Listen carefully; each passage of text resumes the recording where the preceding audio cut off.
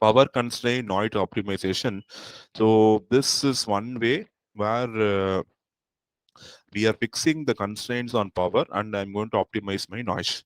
So we are fixing some constraint on the power. So power bound is fixed, and with that I'm going to find what is the optimum noise available in my theory. Okay, so previously power and noise are not completely allowed to vary, but now what we are doing, we are fixing power and we are optimizing the noise. So this technique is given here in detail, and finally you can see what is the noise figure which is derived here. It is depends on Q opt.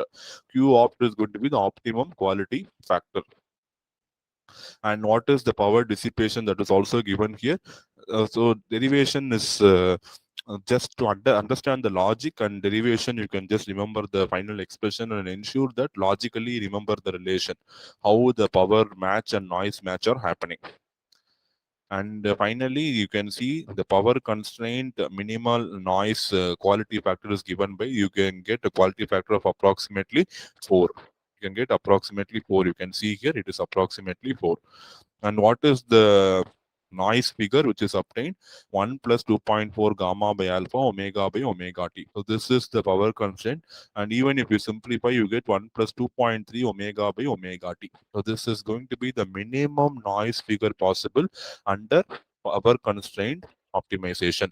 The excellent match is generated by inductive source degeneration. So instead of using resistors for impedance matching, if you use inductors, they say that it is going to provide an excellent source degeneration matching, so that the required noise figure is also optimal for my consideration. So that is